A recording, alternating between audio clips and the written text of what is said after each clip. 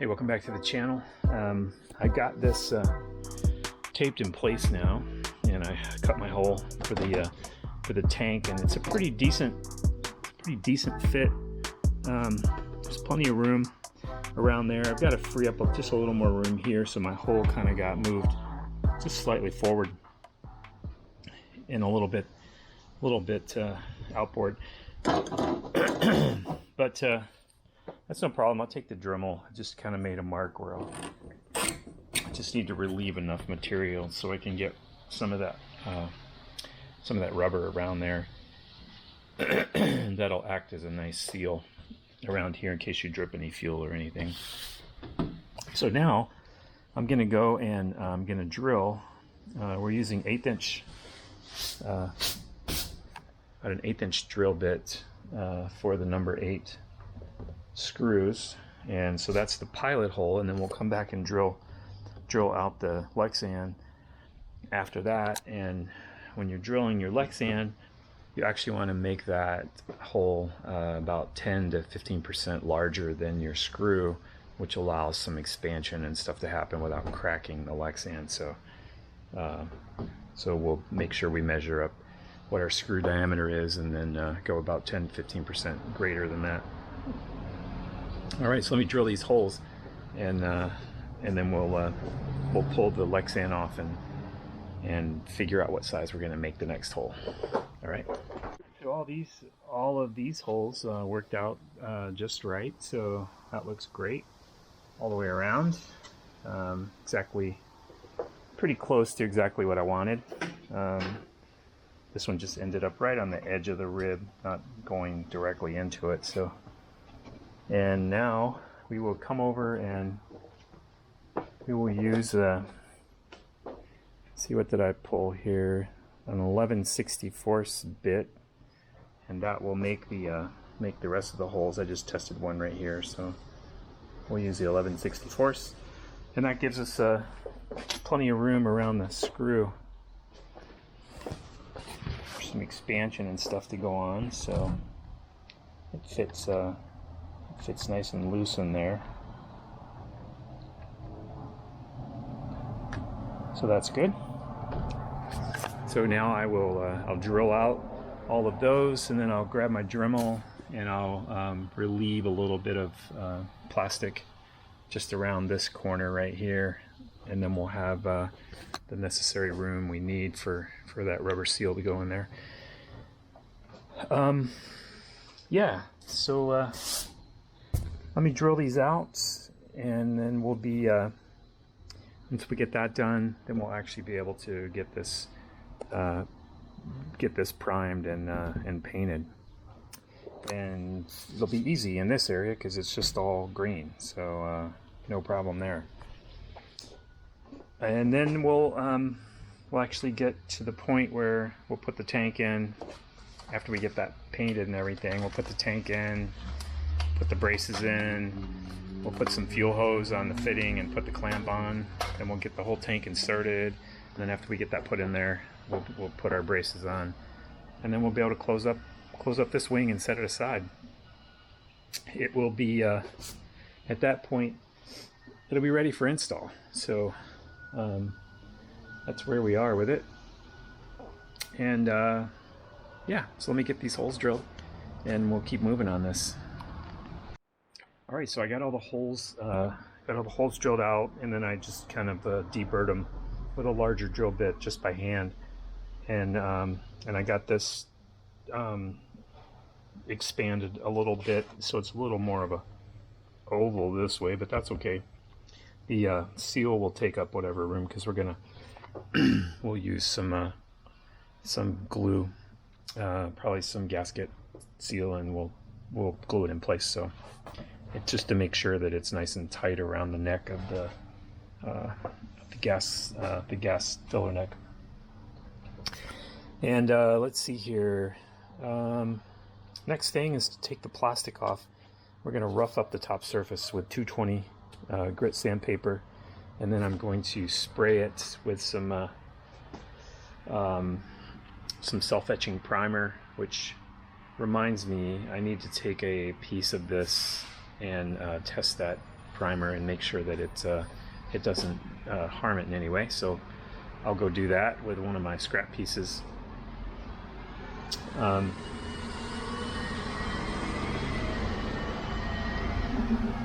And then once the self-etching primer is dry,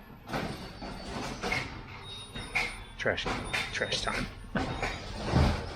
Once that primer's dry, then we'll be able to paint it the green color. So, okay, let's peel this off and get it roughed up. All right, so I got some primer on here. First I tested it on the other piece and it worked out great. It had no reaction to it whatsoever, and actually it really adheres. I mean, I'm scratching that freshly painted like 15 minutes ago with my finger and I can't scratch it off, so that's pretty good. I really like this SEM primer. It works extremely well on just about everything. So now when that dries, then we'll be able to get on top of that with the green paint, and then we're all set to put it on the wing here. So I think what I'm going to do is I'm going to go ahead and attach. I think I need 28 inches of hose. That'll give me more than enough to reach from the left side of the fuselage across behind the seat and into the T that's going to be right there. And I'll just kind of close off the end of it and kind of roll it up. Which reminds me, I should probably be doing the same with this. We'll get that installed on the tank. And I've already sealed the brass piece in there, so that's good. But we'll come over here and put that on, put the clamp on it, and then we'll be all set to put it in the wing and brace it in place. And then when we get that painted, we'll just put that on, and then the wing will be, like I said before, be ready to set it aside and get on to that next one right there. So all right, let me do it. Now, as you already know, these are the clamps I like, this style clamp, and you just grab it with this style of pliers.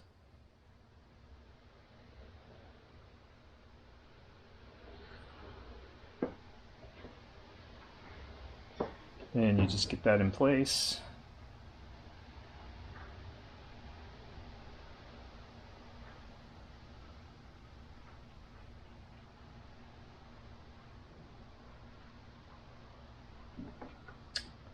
Let's turn the tank up this way. This will be a little bit easier for me, so.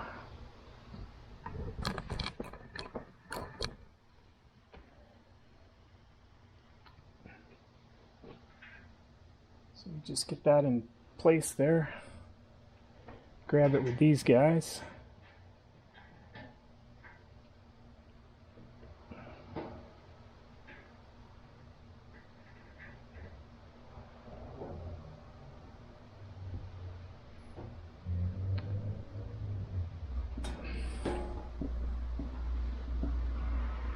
And you just squeeze it down all the way.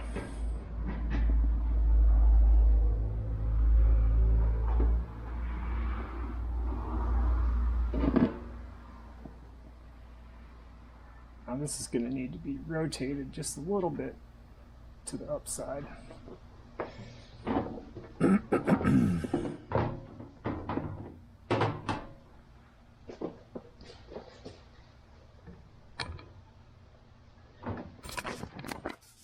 And then what we really like about these clamps is you get a nice, the inner piece is connected, is on the hose all the way around, so you get a complete 360-degree capture, which works out really well. So we'll tape up the end of that after we get it through the wing, but we'll go ahead and put the tank in.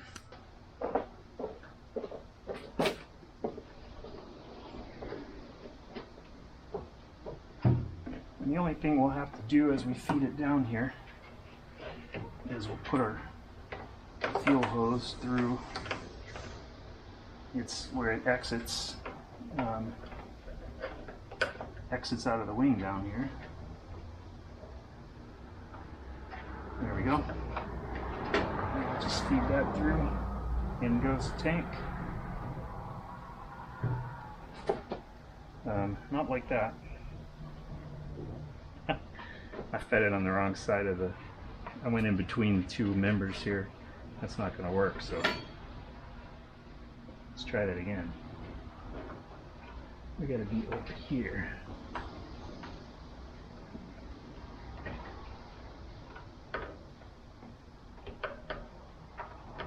There, much better.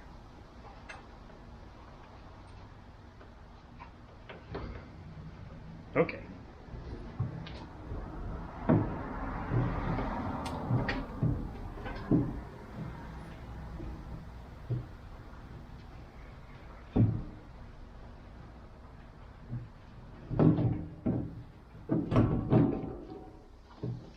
There we go.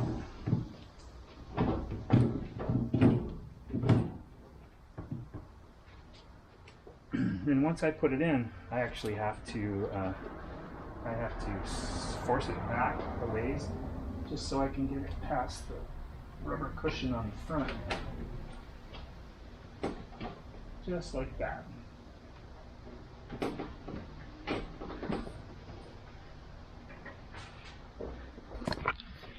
And that's how she goes. Fuel tubing comes right out there. That matches the grommet on the side of the fuselage. Hopefully. I'm pretty sure I've got that correct because I measured straight down from here and over. That clamp is accessible from the hole that the inspection plate that I have on the bottom there. And when I fuel it for the first time, I'll actually open up that cover plate, just because if anything leaks, then it's just going to drip straight down and not drip into the fabric there. So, all right, now let's get the cross pieces and put those in.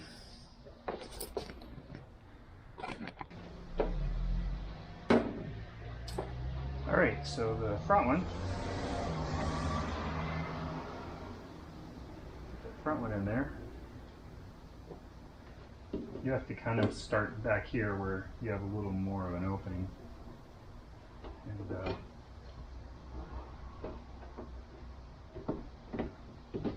that under. Then you can maneuver it in place.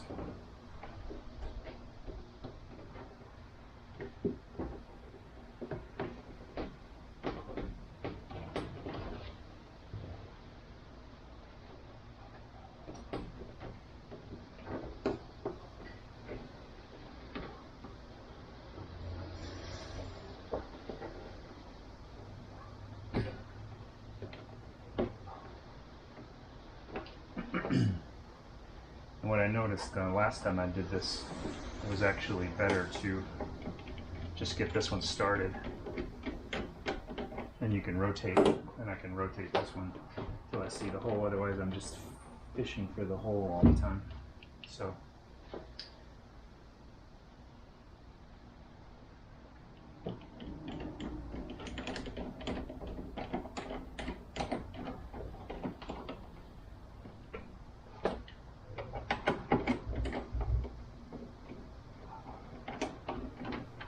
and like I mentioned before, those are countersunk, so so they won't be touching the they won't be touching the Lexan at all.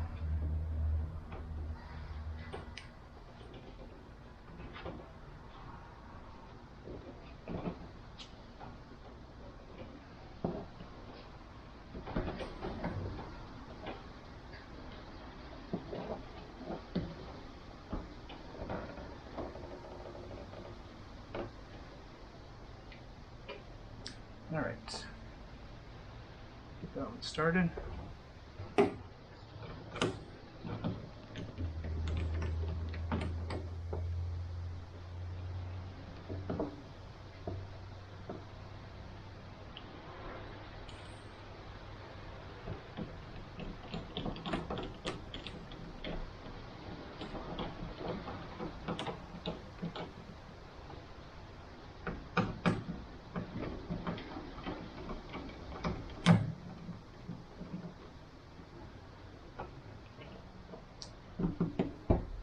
All right, super solid setup there. Super solid setup. And then we'll just check real quick. This primer's pretty much completely dry. It dries really fast.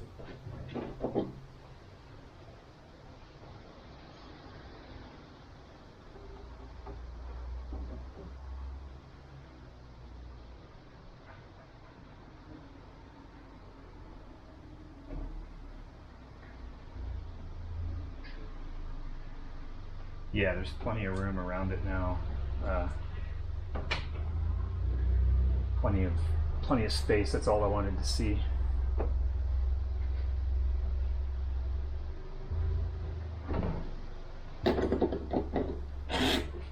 So we'll let this finish drying a little bit more, and then we will get the paint out and roll it on. All right, so I've got the cover painted it yesterday evening, and so now I just have it just temporarily screwed in place with 6 screws, and it looks great. I will go in and I've got some brown showing like down in between here because I had painted brown. I think I will probably paint that green, but either way I don't mind it even showing a touch of brown there. It's no big deal. And I just have it temporarily in place because I have an O-ring coming today that's going to fit this hole and fit snugly around the spout, so that'll work out really good. So the wing itself just looks amazing. I just couldn't be happier with how this whole thing is coming together. So what that means is that it is time to get this one out of the way so we can get that one going. And I think what I'm going to do while I have this sitting here is originally my fabric was rolled. I don't know how. I don't have 12 feet left, I'm sure of it. I'm going to check and see, but I was pretty certain that I had to buy another 9 yards, but they didn't have any rolled, so it's folded. And either way, I'm just going to find out how much fabric I have and if one of these rolls is enough to roll out. Then I will obviously want to use that first. So yeah, I'm gonna give that a go here. Let's see. Yeah, it's just once we get past this, it's just repeat and repeat. Prep the wing, get it ready for covering, and I did make sure I got my screws. I had this on my list. Got my screws and my camera mount underneath here, which was really important not to forget that. So I did get that taken care of. So now it's just time to everything's secure here with my antenna connection. And oh, I did get this handled back here. I just wanted to show you the RTV actually is holds this really well. So I did rough up the underside of it just to make sure it had some tooth to grab a hold of, and then I glued this one on last night, and it too is really solid. So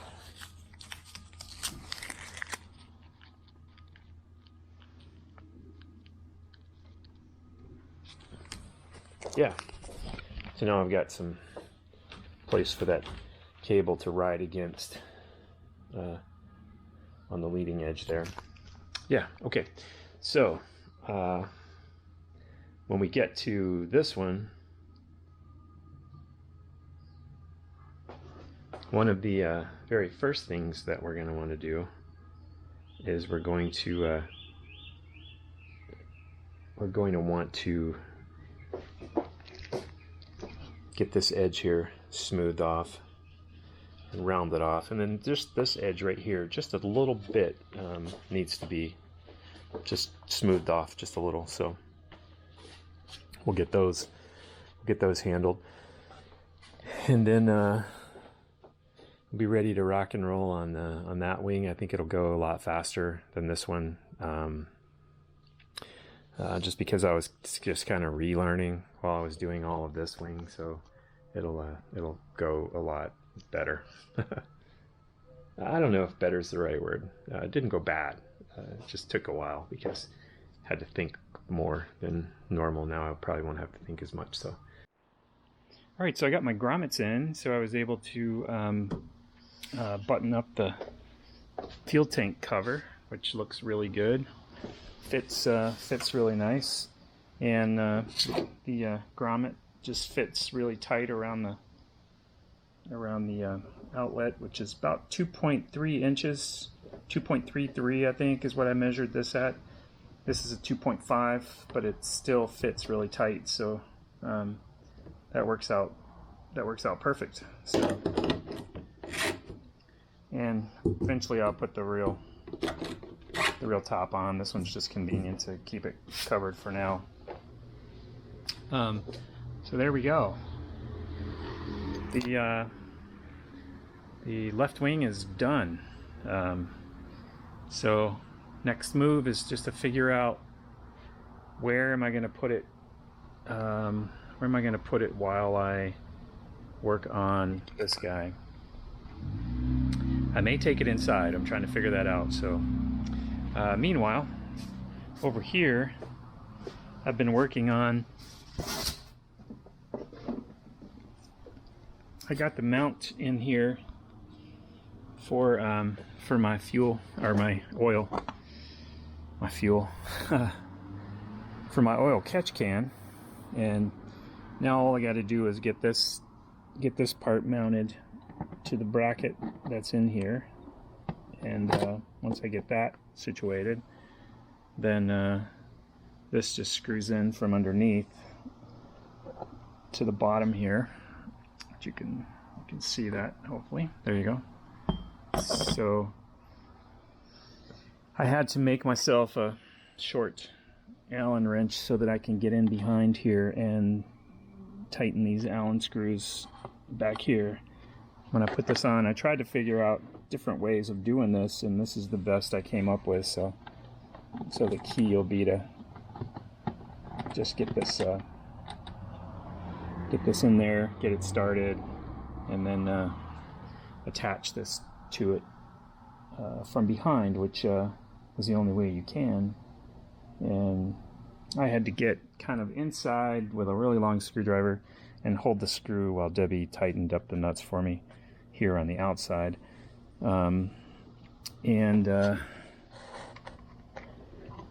Once that's in place, there's a breather that goes on here. That's over there on my desktop, my bench top, and then we get a hose that comes off of here and comes down.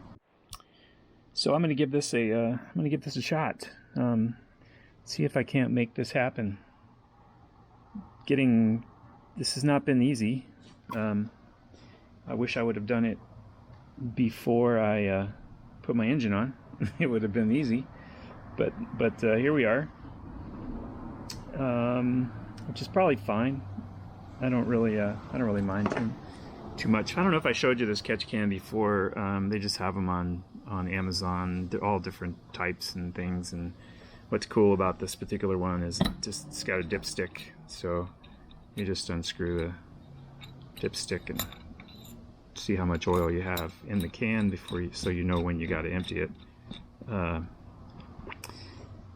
There's so many different ways of doing this.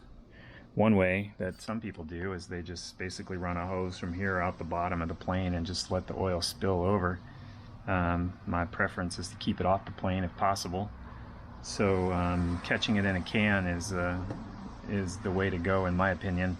At least I know it's not going to end up on the bottom of the plane. So if the plane was aluminum, maybe it's not such a big deal, and you just wipe it off after each flight. I think Dennis Brooks, maybe, I think I've seen where maybe he's got it like that, where his hose just kind of runs out down through the bottom. But I just wanted to go a different route, and so that's what we're going to do. So I'm going to give this a try, see if I can get this started and get this on here. Okay, so I got the oil catch can installed here, and now all I have to do is I've got to go pick up a 90-degree 5/8 elbow here and some hose, and so we'll come off of here and we'll just come straight down into the 90, and then that'll attach via the hose to here, and then we'll be all set. We're all prepared to catch whatever oil comes out of here. So, and yeah, so thanks for hanging out with me. I'll get those parts and get this connected, and then I'm kind of working on where and how to store the finished wing while I get started on the next one. So okay, so thanks for hanging out, and yeah, I'll catch you later.